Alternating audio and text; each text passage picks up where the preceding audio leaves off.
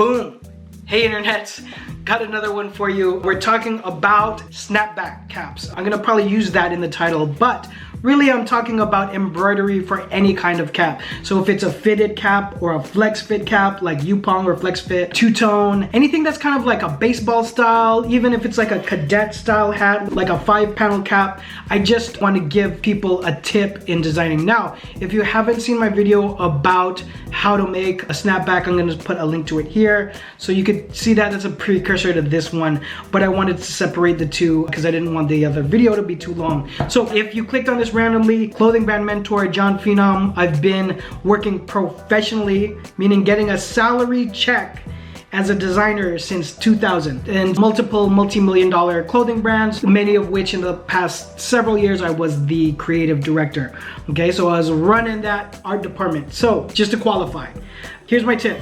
When you're designing almost anything, okay, I always have really good example garments for almost any category. And if it's something that I haven't seen in a while or something new, I'll go out and do research and purchase samples only for the purpose of having them as a reference sample, not necessarily to wear. So that is the tip that I have for this.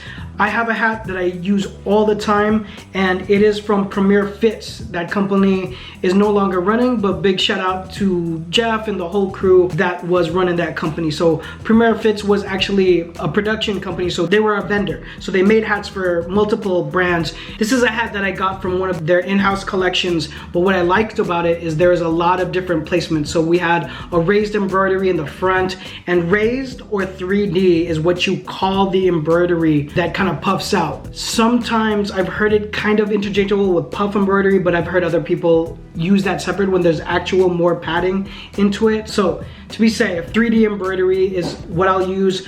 Sometimes if you're working with a vendor, they'll say raised embroidery. So you just gotta make sure apples are apples when you're talking about what you want for the design. Otherwise it's a direct embroidery, but this has a couple different hits.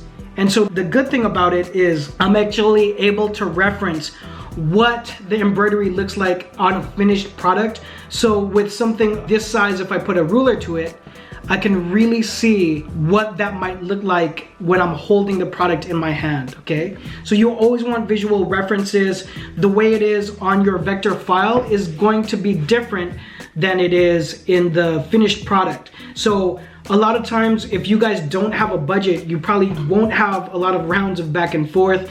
You might have to approve from a picture. If you have an embroiderer doing it and they have it on their embroidery machines, they want to go, go, go. So if you're saying, oh, I want to proof it, but you're at work, it might be something where you have to approve it from a picture. The way to prepare a lot better is to have it exact on the files where you can have the actual measurements, and you have something like this, a piece that you keep that just has a whole lot of hits, and you can see what the colors and what the raised embroidery looks like at real measurements, and you could put a ruler to that and use that as a reference for however many hats you're doing in your collection. So yeah, it's a big tip. It's pretty standard. My closet, when it comes to samples that I use for reference, is pretty extensive, but always out there looking for new reference pieces that I could use on any kind of garment across the board. Hope that helps. The visuals of the tech pack that you saw in this video are one of the solutions that I have ready to buy in design template form via Vector. So if you want to jump on to CBA or clothingbrandacademy.com, you'll see this and several other solutions for design. You'll also see some courses